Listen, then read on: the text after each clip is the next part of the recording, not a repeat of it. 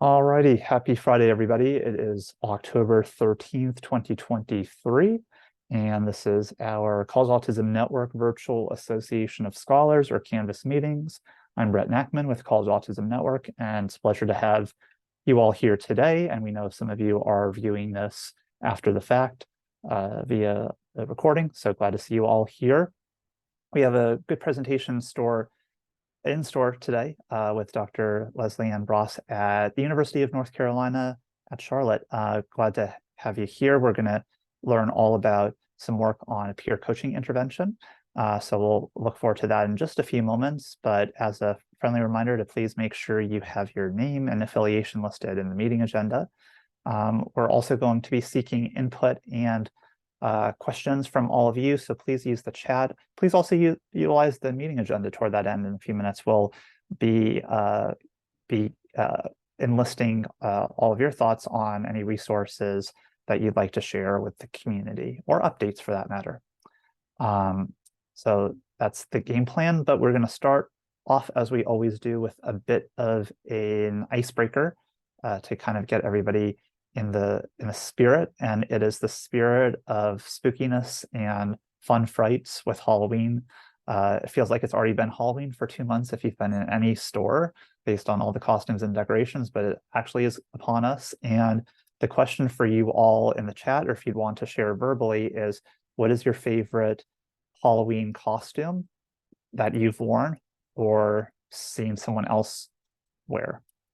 So if you'd like to share some examples, and we'll maybe vote on, or no, we won't vote on the best option, but we'll at least see what people have, how people have celebrated the holiday.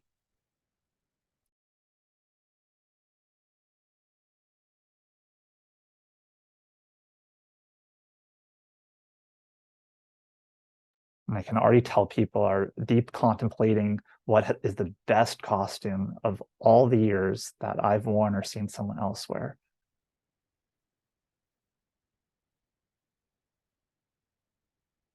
Dave opted for a Happy Scotsman. Awesome. Lori said, my daughter was a refrigerator when she was 3. That's a great, unique one.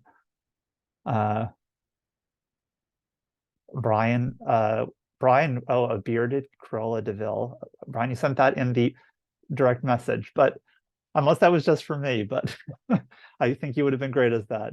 No. This was last year. I managed to get so Halloween isn't as big in the UK, but I managed to get the research department all dressed up, and they all wanted to be Disney princesses. So I was a bid, dyed my beard and everything. Cruella de Vil. There we go. We'll do the photos at one point, Brett. I would like to see some photo evidence of that. That's great, Brian. Thank you. Brian was one of our Canvas presenters last year. Leslie was a dice. Ooh, and you made it yourself. Okay, we might need to hear more details during your presentation. Katie, you were Garth from Wayne's World. Okay, that's definitely a 90s film pick there. Great, excellent. Now I have to answer my own question. I don't even know. It's been a while since I've dressed up, but I made a very simple Superman costume last year, but it wasn't anything very special. It was just like, okay, I had a blue t-shirt, and I designed the logo and plopped it on my shirt. So that's not terribly interesting, but it was very pragmatic. Plus I had the glasses, so I had the Clark Kent working out as well. Thanks for engaging in that. If we want to hear any others, feel free to drop in the chat. A few reminders for all of us here at Canvas. If you're not already on our listserv, we would welcome you to join, because that's how you're going to be hearing about our forthcoming meetings and recordings, and also sharing resources, research, study, recruitment, and the like. We also encourage you, if you feel so inclined, to sign up for an official CAN membership. There are certain benefits, including some discounts on programming that we offer, including the College Autism Summit. So you might think about investing in that for yourself or for someone else. Additionally, we want to remind folks, we know we're going to see at least several of you next week in Nashville for our College Autism Summit. It's going to be our biggest by far event so far. we're going to have about 300 people at Vanderbilt University, and we look forward to seeing many of you there and then sharing some of those insights and reflections after the fact via our other programming, as well as some programming in the works that that will be online and accessible to folks. So more details to come toward that end, but we wish for those of you traveling to Nashville safe travels, and we'll be excited to see you there. At this point, we want to turn it over to all of you and see if there are any resources that you'd like to share, or even announcements and celebrations. We like honoring when people reach certain milestones or exciting things in their careers or other spaces. Leslie, I know, dropped in some articles in the meeting agenda if any of you want to have those easily accessible. Are there resources that any of you would like to share?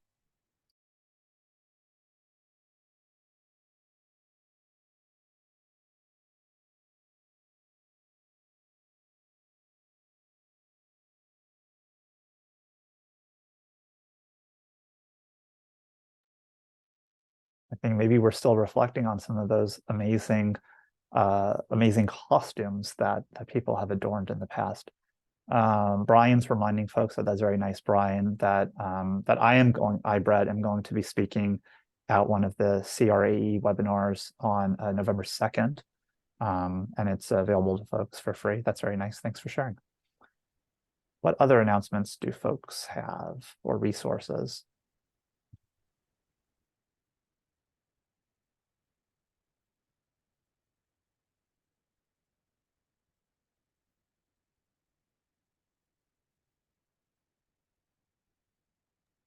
Okay. Well, if anything comes to mind, you are welcome to drop that in the chat or bring it up later in our meeting. At this point, though, we're going to turn it over to our featured presenter today, Dr. Leslie Ann Bross, who's an assistant professor of special education at University of North Carolina at Charlotte. And I'm going to turn it over to Dr. Bross. I encourage you to drop in your questions and comments in the chat, and we'll create space for addressing those. Leslie, I am going to pin you to the screen so that you take my place, and we'll take it from there. Okay, excellent. Thank you, Brett. And I'll be sharing some of the resources that I dropped in the agenda during my talk today. So yeah, thank you for that warm welcome. My name is Leslie Bross, and I'm an assistant professor in the Department of Special Education and Child Development at the University of North Carolina at Charlotte.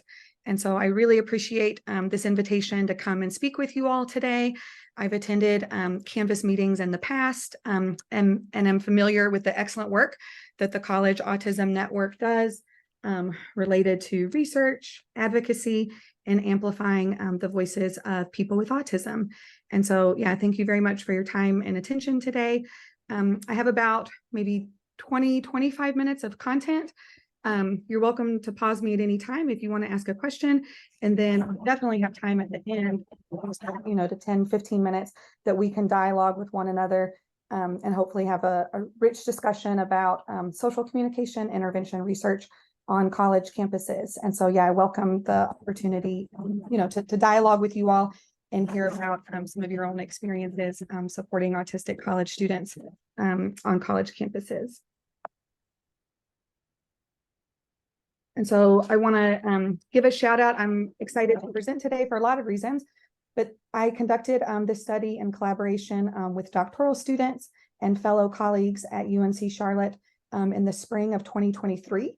And then this is the very first presentation that we've been able to disseminate and share. So I'll give a shout out for a few people who here are on the Zoom call today.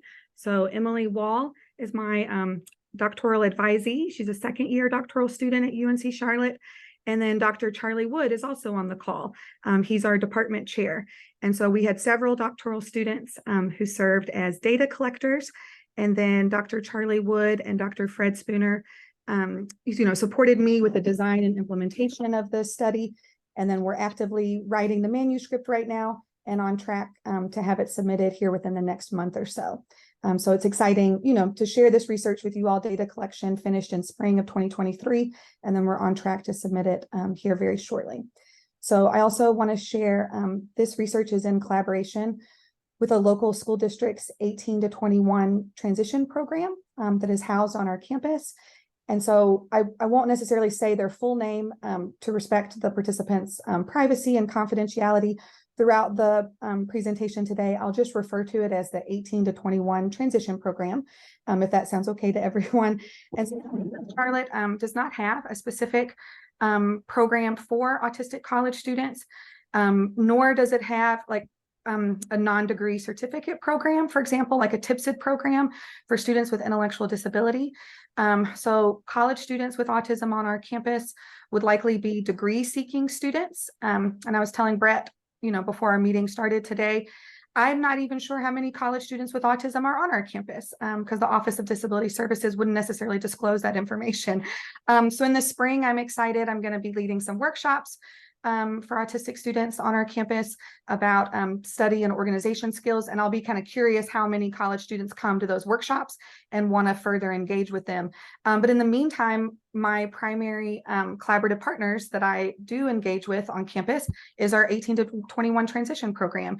This program has been on our campus for over 10 years. Dr. David Test is the person who started it many years ago. And, I love to see these young adults. There's currently 7 young adults in the program that primarily have disability category diagnoses of either intellectual disability or autism, and they're still receiving services through their public school. But they participate in job internships on our campus, and the purpose of the program is to help prepare them for competitive employment. So I have done several research studies with this 18 to 21 transition program.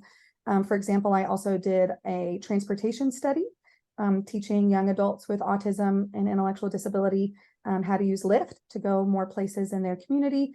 And so the transition program teacher, basically every spring semester, I ask him, what would you like to do this semester? I typically do a research study each spring in collaboration with that partner and according to the needs of those students.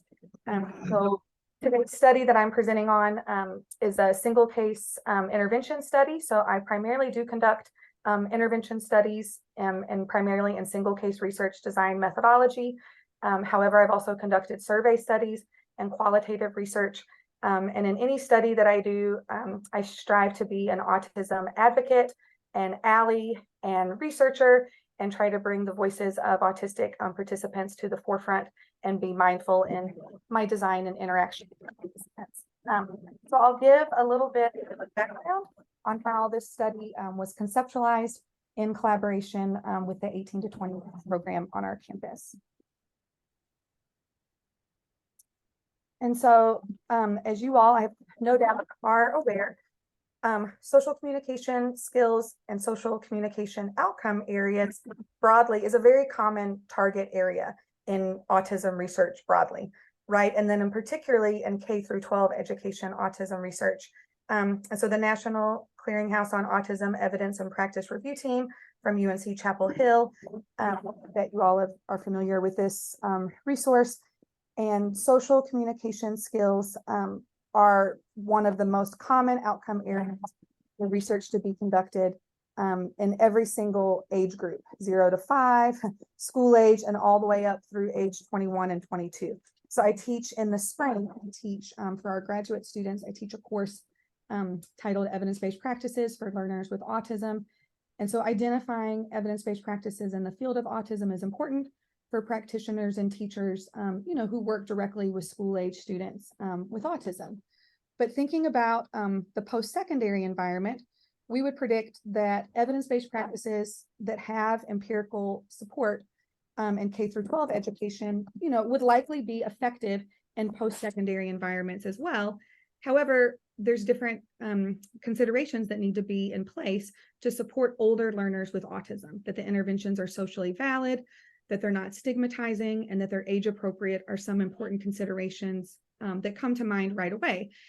And I'd like to speak briefly. This is one of the resources that I put in the agenda I was the second author in collaboration with Dr. Robert Pennington on a systematic review in 2020. We were part of a special issue in behavior modification about college students with autism. And we did a systematic review about intervention research to teach social communication skills to college or students who are on college campuses that have an intellectual and developmental disability, with autism being included in that broader intellectual and developmental disability category, IDD category. And so when we first conducted the systematic review as part of the special issue, we were basically anticipating, I don't know, this robust literature base, and that we were going to analyze all these studies, you know, and one of our inclusion criteria that was unique was that the study had to be conducted on a college campus. But we quickly found out in our search procedures that only 8 articles were included. And we also did include dissertation work. So there were only 4 peer-reviewed articles with participants with IDD, including autism, that were conducted on a college study to teach any type of social communication skill to participants. And it could be degree-seeking students, non-degree certificate program students, or as the students in my study, 18 to 21 transition program students, in which their program is housed on a college campus. And so this was surprising to us and also alarming. And it basically, we did a recommendation to serve as a catalyst for change, that more research needs to be done in this area on college campuses across the United States. So really briefly, I'll just share about these 8 studies to just kind of give you just a brief overview of the social communication studies, you know, that have already been conducted as of 2020. And then I'll highlight also in particular the Rose Mason study, which that's also one of the citations that I dropped in the agenda, just because in my opinion, that is the study that's most closely related to my current study. And of these 8 articles, as you can see in this table, the majority of the intervention agents were researchers, which is also common in K through 12 autism intervention, social communication research studies. And then the majority of the communicative partners were Confederate peers. So we were not finding a lot of studies in which there's natural, typically developing peers that are interacting with, you know, autistic students on college campuses in natural ways. Rather, we were finding researchers interacting with the college students or Confederate peers. The majority of the settings were small classroom settings, with the exception, so this Mason 2020 article, I was actually one of the Confederate peers in this study. This took place through the University of Kansas, where when I was a doctoral student. And so this study, just very briefly, taught 4 college students with female college students with autism question asking skills, which is also a very common conversation skill dependent variable or outcome in the conversation literature base.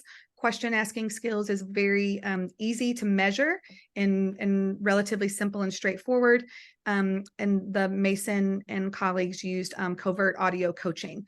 So a lot of the interventions are multi-component treatment intervention packages. A lot of the interventions use technology-based interventions, such as video self-modeling, instructional modules, and so forth and so on. And so in short, we weren't overly impressed with this body of literature, and we were also concerned. And again, the only 4 peer-reviewed articles were included. One other point, the majority of the response topographies to measure these social communication skills, the majority were vocal responses. So of course, individuals with autism and IDD can communicate in a wide variety of different topographies, including AAC devices and non-vocal responses. However, of our 8 included articles, the majority were vocal responses. And then also the majority of these participants in these 8 included articles were individuals with ASD and then no co-occurring intellectual disability. And then their different types of post-secondary enrollments also varied from a 2 or 4 year college or those 18 to 21 transition programs. And so some things that we learned from this study that guided my current study is that there's, in short, a dearth of research in this important area, and that additional research needs to be conducted on college campuses in, again, socially valid, non-stigmatizing, age-appropriate ways. and that it is highly likely that these existing evidence-based practices that do have a large research base supporting their use for K through 12 education, they're likely to be effective in post-secondary settings as well. But it's less about these particular intervention instructional strategies and less about what evidence-based practice you select, but more about how they are implemented and by whom they are implemented. So in particular, there was very few studies in which peers served as natural intervention agents. And again, the majority of the intervention agents were researchers or Confederate peers that were set up for purposes of the research study. And so the Pennington colleagues, we noted in particular in our discussion section that it seems to be fertile ground for conducting peer intervention strategies and supports in post-secondary environments. There's also a large literature base for peer interventions and strategies. Eric Carter, for example, has conducted several studies for peer networks and supports, but most of it has been in the middle school and secondary settings and very little in post-secondary settings. So peers can certainly be a natural inclusive support in post-secondary environments. So that was some of the rationale for the current study. Peer-based instruction and intervention is an evidence-based practice, but much of the research has been conducted in K through 12 settings. And then that was our primary intervention that we used, but we also used goal setting.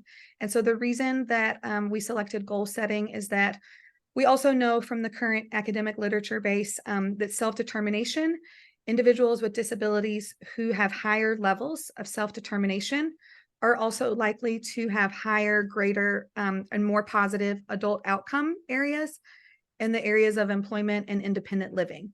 And so some kind of subset or smaller skills that you can teach within the broader category of self-determination are skills such as choice making, goal setting, problem solving skills, and so forth and so on. And so we selected goal setting as another intervention and I'll talk about all the intervention procedures here in just a second, but because it was related to, it's a discrete skill within the broader outcome area of self-determination. And there's a large literature base indicating that developing self-determination skills within individuals with disabilities broadly, and then particularly individuals with autism with and without co-occurring intellectual disability is advantageous to their post-school or adult outcome areas. And then another rationale for selecting the context of the study is that typically developing peers can be a natural fit in the college campuses. Rather, we did not want to rely on researchers, instructors, or university staff to serve as communicative partners. We wanted to rely on those typically developing peers.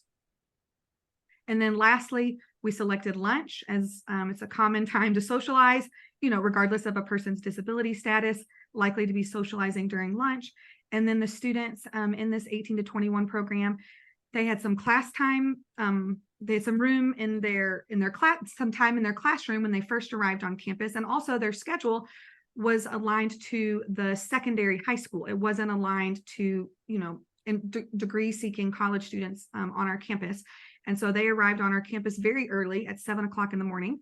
And then they had some instructional time in the classroom from 7 to 9, and then would go about the campus for job internships from 9 to noon, and then would have a full hour to socialize at lunch from noon to 1 p.m., and then would get on the bus to start the whole route back to go back home, using the transportation provided by the public school. So really that lunchtime from noon to 1 was their primary time to socialize. And I'm happy to answer. I see I have a question in the chat from Tony. I'm happy to answer that now. Tony, these were students, who were still receiving special education services. And so if they had specific social communication services, for example, such as like from a speech language therapist or pathologist, it would have been listed in their IEP. So they would have been eligible for those type of services through their IEP. So no, they weren't necessarily receiving, for example, services from the Office of Disability Services on our campus. So to my knowledge, the 4 participants, that participated in the study weren't receiving formalized therapy or support in the area of social communication skills as described on their IEPs. So any other questions on the background or overview before I go into the actual study? I'm happy to answer any other questions. Okay. So we were looking for individuals. Here's our inclusion criteria that had a diagnosis of intellectual developmental disability, including autism and or intellectual disability. We were also looking for individuals who were indicating a desire to improve their conversation skills. So at the time, there were 8 young adults enrolled in the transition program, and all of them received the recruitment materials, and some of them said, Dr. Brass, I like you. I may be interested in the study, but I think my conversation skills are already pretty good, and I don't necessarily need help in this area. And I would say that's great. No problem. Thank you for your consideration. So we were really looking for participants, who were saying they had a desire to improve their conversation skills. And then I think it's also important to note the young adults in this 18 to 21 program. As I said, they were going to their job internships from 9 to noon. They weren't necessarily interacting with students, degree-seeking students on our campus in natural or inclusive ways. So even though they're on our campus physically, in my opinion, and in my interacting with them, they were mainly still interacting with one another and primarily still interacting with individuals with disabilities on our college campus. In my undergraduate transition program that I teach, my undergraduate programs do projects with the 18 to 21 transition program students. So their main interactions are, natural interactions at their job internships or through projects that faculty, myself included, in the Department of Special Education and Child Development that we create through our existing coursework and programs. And so we were also, the other research team members and I, looking for peer coaches. They could have had a disability, but just didn't have a disability that documented disability that impeded their interactions with a young adult with IDD. No, I repeat myself sometimes, so just as a warning. No, I mean, I'm sorry if I interrupted. Yeah, no, I'm just listening to a talk. And then we were also looking for peer coaches who were indicating a desire to practice conversation skills. And we primarily recruited the peer coaches through undergraduate education courses. So Emily and other research team members and I visited our undergraduate courses and shared about the study, to ask if they wanted to participate. We also really explicitly stated in our recruitment materials and consent forms, the young adults and the peer coaches had to agree to be audio recorded for data collection purposes. So of course that can be, obtrusive in some ways, and we were really trying to make it as less obtrusive as possible. And so we were very clear, we do need to audio record the conversational sessions for data collection purposes. Are you okay with that? Do you have any questions about that? And then any young adults with IDD who were not their own legal decision makers also participated in an assent process with myself to ensure, that they were okay with being audio recorded and truly wanted to participate in the study. So I'll give you a minute. Here's our overview of our young adult participants. So I'll generally refer to the young adults with IDD as young adults, and then I'll refer to the peer coaches, the typically developing peers as peer coaches. And so we had three men and one young lady in our study, all between the ages of 21 and 22. And they either had Lola, and these are all pseudonyms.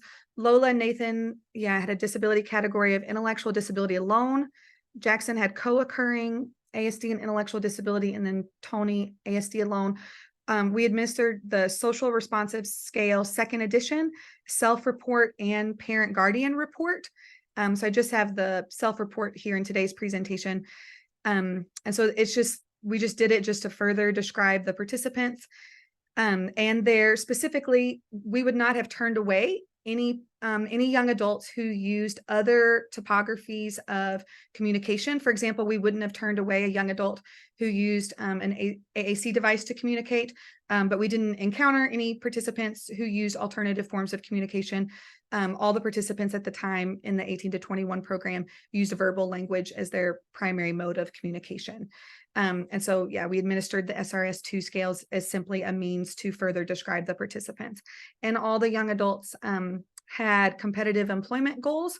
So they were not working competitively at the time of the study.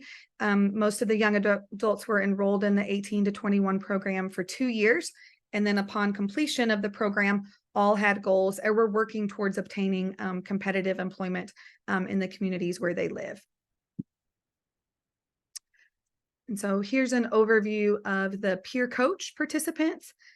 We had 9 peer coaches, and we also made it clear to them in our consent and recruitment process procedures that they were okay with being audio recorded. We had 9 peer coaches provide signed consent, all between the ages of 18 to 22. So these were all female undergraduate students, primarily in related fields of education and psychology. We would have welcomed a continuing education student. We didn't encounter one. And we also would have welcomed, undergraduate students from other disciplines. But as I shared, we primarily recruited, there in our building, in the College of Education building, and primarily with colleagues within our same college. And then we have the race and ethnicity breakdown of our peer coach participants here as well. And so prior to the start of the study, or prior, to data collection procedures, the peer coaches participated in a 1-hour training with research team members, our doctoral students. So Emily Wall, who's here on the call today, and then another doctoral student at UNC Charlotte, Ty Williams. And so in this 1-hour training, the doctoral students shared about the purpose of the study, that the study is to support, young adults with IDD in their social communication skills. So we, disclosed the purpose of the study, and then they went through these very, very, very simple training procedures, which we adapted from the academic literature, specifically articles from Bambera. And then the research team members modeled these strategies, which they're here on the next slide. And then the peer coaches had an opportunity to practice them and receive feedback from the doctoral students. They also had the opportunity, to receive feedback and ask any questions. And so here are these very simple peer coaching strategies. I've conducted other studies with young adults with autism, mainly around technology. And I've done video modeling studies. I've done self-monitoring studies. And this particular study, I purposely did not want to use a lot of materials. I didn't want to use technology. I wanted to be in this natural, inclusive environment of the dining hall on our college campus, there in the student union. And I was wanting to create this context of, young adults with disabilities, with their typically developing peers. And I was wanting it to look and be as natural as an experience as any college students interacting with one another, regardless of their disability category. And so Emily and our other research team members, when we were designing these interventions, we purposely didn't want a lot of materials. And so this is truly a small worksheet, which I'm happy to share with you if you're interested, or I'm happy to upload it to the agenda. And again, it was adapted from other published articles, and we just taught the peer coaches how to look, listen, and wait when they were interacting with the young adults, how to gain their partner's attention, how to keep the conversation going, how to help their partner respond, and how to move on. So in baseline, we taught the peer coaches that if there's a conversational lull or a conversational roadblock, or if the young adult is quiet or not asking questions, or not making on-topic comments, like that's okay. Just kind of let whatever naturally happens. But during the peer coaching intervention, we taught the peer coaches in as unobtrusive and as natural and as a dignified way as possible to coach the young adults, to say, ask me a question, or tell me what you think, or I'm interested in swimming. Can you ask me a question about swimming? And just trying to elicit some responses from the young adults. And then this is the same page. This is just the very bottom of it. So again, this could, in the peer coaching conditions, the peer coaches folded this like just half piece of paper. And so again, so that the young adults couldn't even necessarily, wasn't meant to draw the attention to the young adults, that the peer coaches could have it in front of them as a visual support to kind of remind them about the training.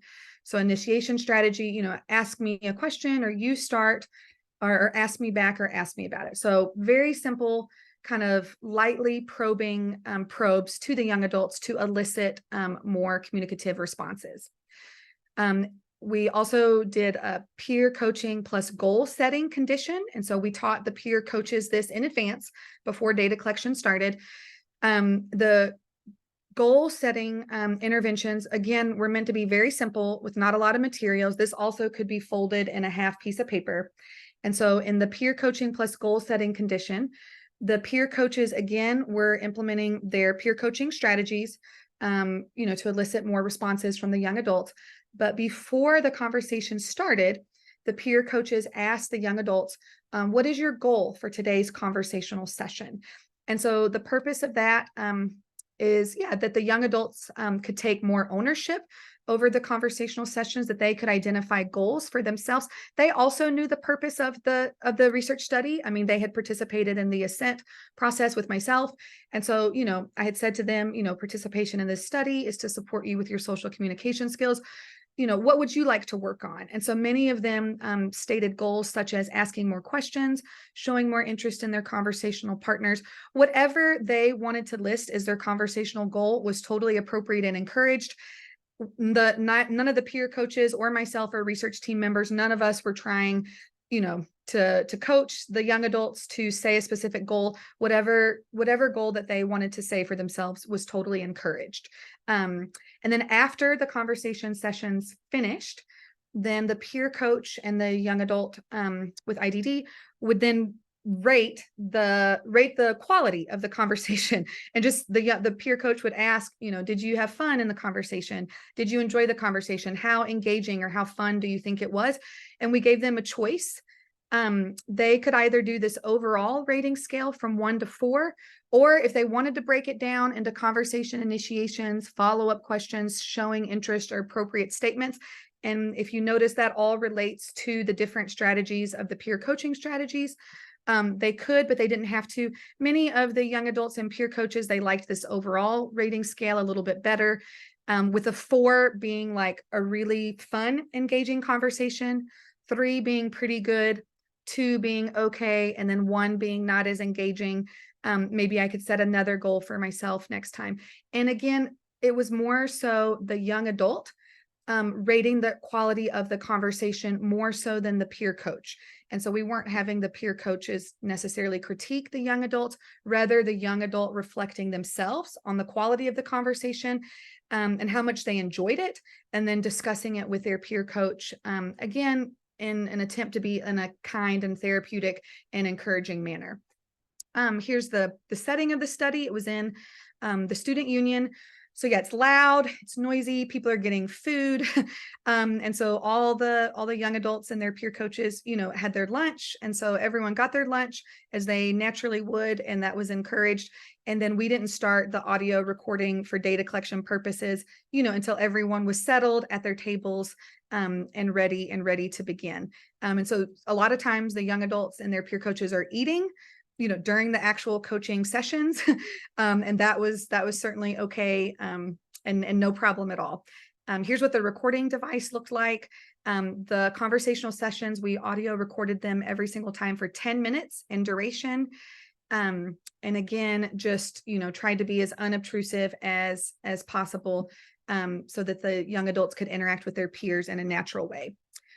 Our data collection procedures, the primary dependent variable within the conversational sessions, the 10-minute conversational sessions, we divided them into 10-second intervals. So during actual lunch, all we were doing was, interacting with the young adults, saying hi to them, welcome, and matching up. It was almost like speed dating, matching up, the peer coaches to sit with the young adult, and then doing the audio recording. And we would do typically no more than two sessions and 1 lunch period for each target young adult. And then we would then upload the audio recording and convert them into MP3 files, and then listen back to them at a later date. So the other research team members and I, would listen at a later date for data collection purposes. And so we divided the 10-minute audio recording into 10-second intervals, and then we reported an overall percentage of conversational engagement for each session for each young adult. And so we, on our data collection page, would mark a plus if it was a positive conversational act, or negative if it was a negative conversational act.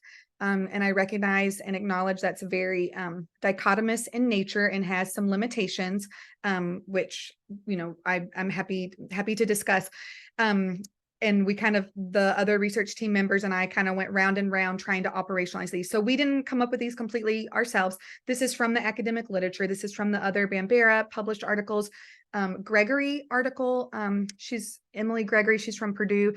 She has a telecoaching article.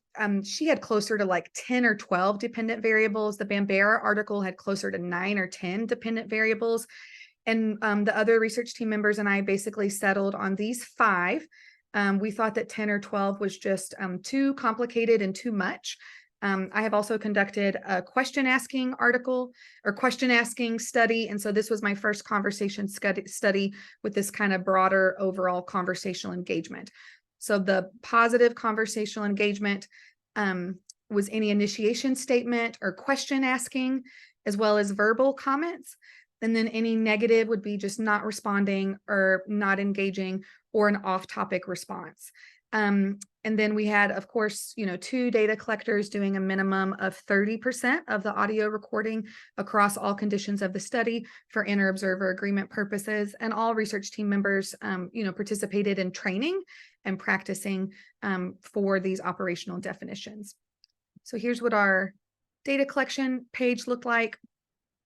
And then this is where it got interesting. So I would like to disclose, in a transparent manner, and we will write about this in the manuscript, a priori or in advance, we had planned for an alternating treatments design across all participants in the study. And the purpose of this study, or what we had planned, was to evaluate the effects of peer coaching alone versus peer coaching plus goal setting. And so, that was the purpose of this study. And we had also planned to have 2 adjacent baseline conditions. So baseline condition can be optional in alternating treatments design, but it's typically recommended. And so the other research team members and I also kind of not really argued, but went round and round about this. And basically what I wanted kind of ended up being what we did. So we had one baseline with no peer coaches present, because I argued that was a true baseline. Without participation in this research study, or without any other programming or interventions from other faculty in the special education department, these young adults with IDD were just at a table by themselves, talking to other individuals with disabilities. They were not interacting broadly with other members of our campus. And so I was arguing that that's a true baseline, and I wanted to capture that in my data collection procedures. But then we also wanted to capture baseline with untrained peer coaches so that we could compare, it's a study about peer coaching. We wanted to compare untrained peer coaches to trained peer coaches. And so that's why we had essentially two baseline conditions. And then we also planned for, in an alternating treatments design, typically you would do a best treatment condition at the very end for whichever intervention was most effective. But we decided we didn't want to do that. We wanted to do a student choice condition to enhance the social validity of the 2 different treatments rather than going off of the graph data. So again, just trying to enhance the social validity, trying to give choices, and trying to incorporate the preferences of the young adults who participated in the study. We also administered a Likert-style social validity questionnaire, and then also some exit interviews to both the young adults with IDD and the peer coaches, to ask them about their participation in the study, and what they enjoyed or what they didn't like, and which intervention that they liked the best. And then here's our inter-observer agreement data for all participants for the primary dependent variable of conversational engagement across all conditions of the study and all participants. And then here's our procedural fidelity of the different intervention procedures for peer coaching alone, or peer coaching plus goal setting, or I'll show you on my next, or for what happened with for all participants and all conditions of the study. But what ended up happening, and I know I just have just about 5 more minutes, so I can open it up for Q&A.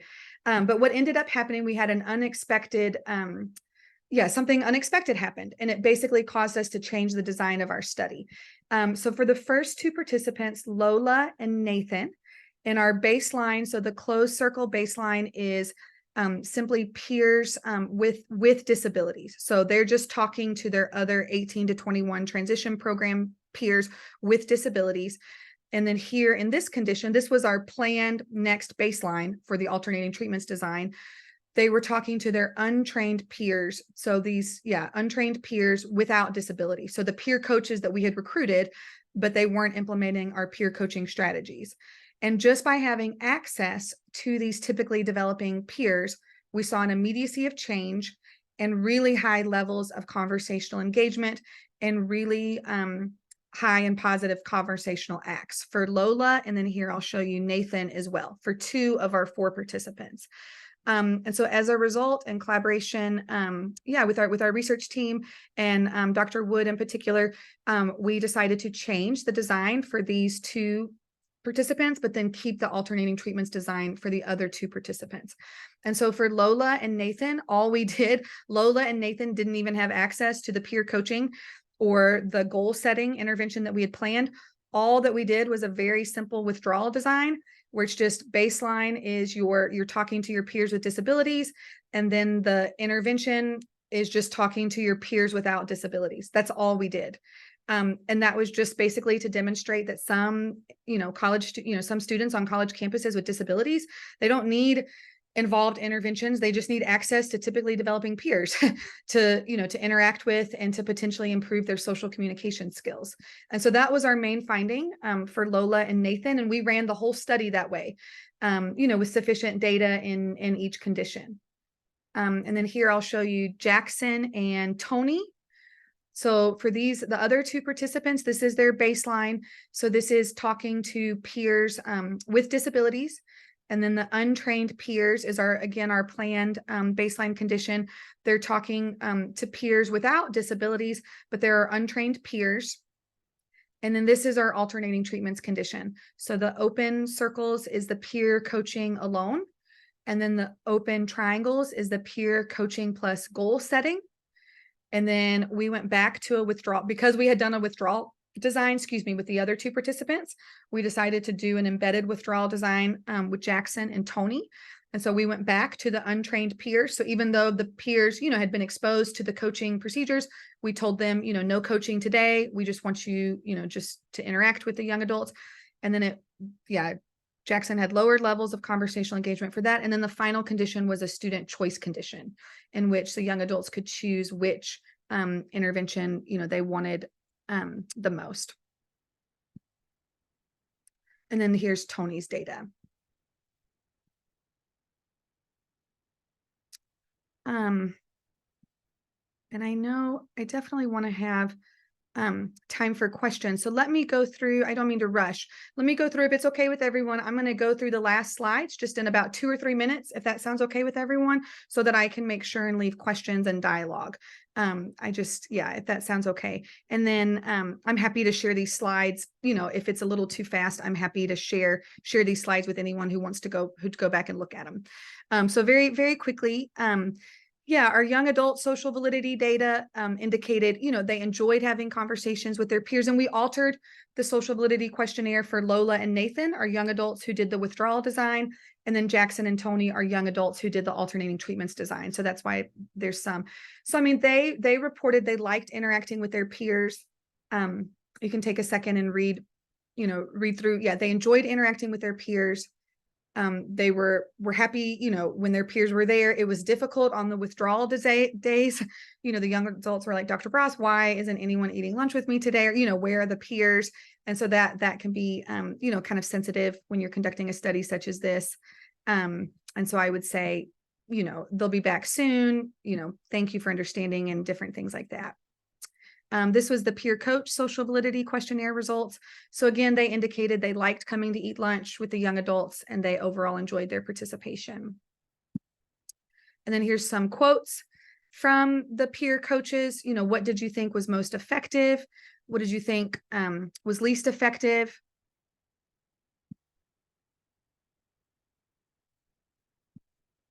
And then different suggestions. So this was a great suggestion from one of the peer coaches.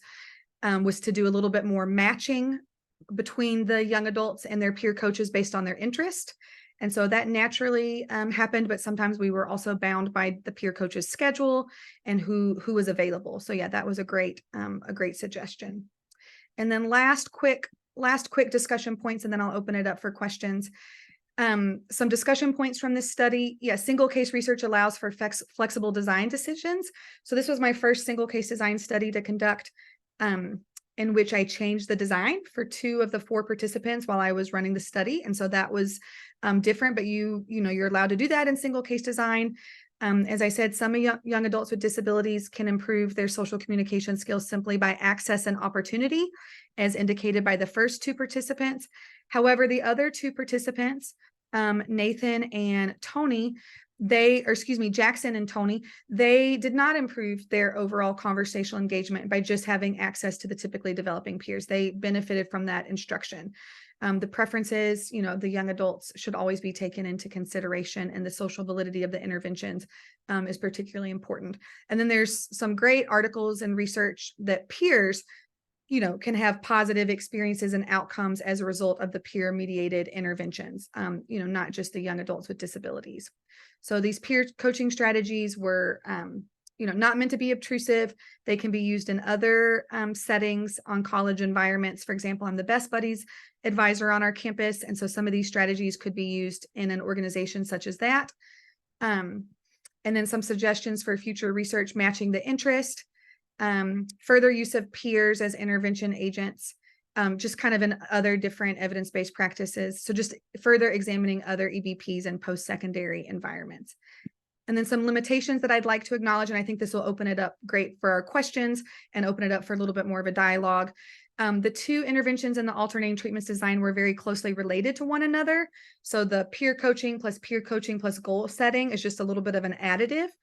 So typically in an alternating treatments design, you have very different interventions. So our interventions weren't super different. The peers were primarily from education and psychology fields, so we could have recruited more broadly across campus to, other undergraduate students in different disciplines. And then this, I think, can be our discussion point. Yeah, I kind of, grappled with this. The operational definitions of positive and negative conversational acts certainly have limitations. And this kind of overarching dependent variable of conversational engagement can be conceptualized differently. And that the success of a conversation may depend largely on the other person participating in the conversation rather than how a researcher outside person measures it. And so I put in the shared agenda this article. So there's an article that was published in the American Speech Language Hearing Association letter to the editor, this Beachy 2021 article, who critiques Bambera, which Bambera was one of the guiding articles in the current study. And so this Beachy article is excellent and talks about the balance between benefit, burden, and risk. And so particularly for social communication interventions, autism researchers such as myself, must consider the balance between benefit, burden, and risk, and that individuals with autism are not being felt like they have to mirror or mask. I see Lori's question in the chat, that they have to mirror or mask their characteristics. And so I put this sentence in bold. I don't necessarily agree with this from the Beachy article, so that's what I was curious about you all's opinion. I do think that the participants in this study had benefits because they weren't interacting with their same age peers without disabilities before participation in this study. So I think by just participating in this study, there was some benefits and some more inclusive practices. So yeah, I'll end there and open it up for questions. Sorry that I was didn't manage my time as well at the beginning of the talk. So thank you. I didn't mean to rush as much at the end, and I welcome your questions or comments. Yeah, here for the last few minutes.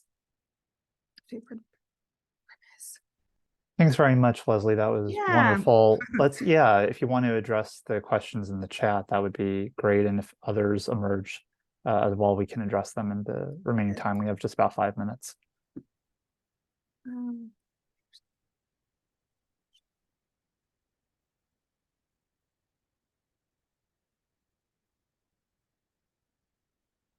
And is Brian here? You're welcome. I'm going to try and answer Brian's question further. Hello. Hi. Hello. Yeah. First of all, apologies. Because of the time difference, it's late in the evening, and so I'm decorating my house. So if my brain's going all over the place, it's probably because of the paint fumes. So the question I was just saying, that there are a couple of papers out there that just talk at the reports of university students, and it is university students, so I'm talking about the sort of UK context here, who, I'm trying to remember one of the lovely quotes, I didn't see the point of autism support at university because it was doing social skills again for the 117th time, I think is the verbatim quote. And it's this whole idea that social skills, actually, I think it's Damien Milton that talks about what is needed is social understanding. And that's not just the autistic social people having an understanding of the neurotypicals, but probably neurotypicals having an understanding of an autistic mode of conversation, because there's more of them. Mm-hmm. There we go. So I was just wondering if you could speak to that kind of idea about, actually, do we need social skills? Yeah. So in the peer coach training, and it's also this concept of let's train our typically developing peers rather than our young adults with autism and intellectual disability. And so that's what I was also striving to do in this study. We trained the typically developing peers. And so the majority of our typically developing peers, the peer coaches, were in the education field, but not all of them were. There was one young lady in particular who was in the anthropology field. And so she didn't have as many interactions, interacting with same age peers with autism or ID. And so I do think there was value in the 1 hour training that was not very lengthy or not very difficult that the peer coaches went through so that they could know how to interact and to support the young adults with IDD during the lunch settings. And so that's something else I'm striving to do in my research. Yeah, it's not always about, of course, providing interventions and support to the young adults with IDD and autism, but rather, providing more education and support to typically developing peers towards more autism and acceptance. I did share at the beginning, I'm certainly more of an intervention researcher.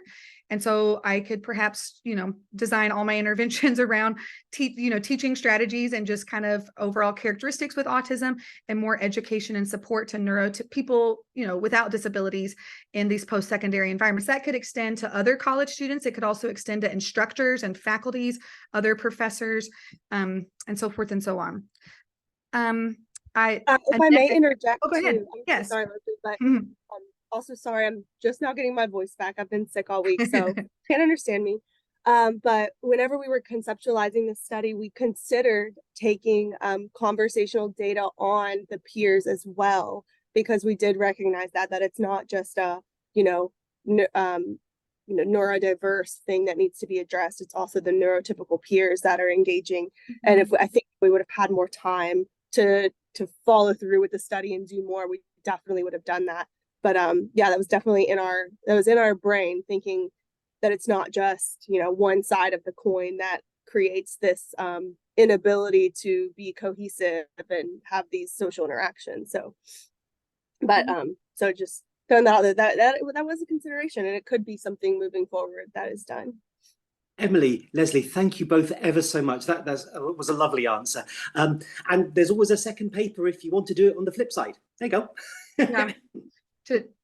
Training the peer coaches. The interventions weren't meant to be complicated in any manner. And a lot of times when the audio recording device was finished, that we're not collecting data, we're all just having lunch together. So that's what this semester, I'm not running an active research study this semester. As I mentioned, I'm serving as our campus's best buddies faculty advisor. And so we have an undergraduate student who's trying to do the name of this research study informally was Lunch Bunch. That's what we called it, among our research team members. And so implementing these, just basically creating opportunity and context for individuals with and without disabilities, to socialize with one another during lunch. And so we're continuing with Lunch Bunch this semester, but not running the research study, that they're forming natural friendships with one another. So if anyone else would like any of the materials, I'm happy. If you want to put your email there in the chat, I'll make sure and collect those before I log off the Zoom. Any other questions? I know we're at, any other questions? Yeah, Leslie, we're right at about time. Yeah. However, I see that Annette had a question. So if you maybe want to briefly address that. Annette asks, would you encourage students to be Mhm. upfront in social interactions by stating that they are working on practicing these skills?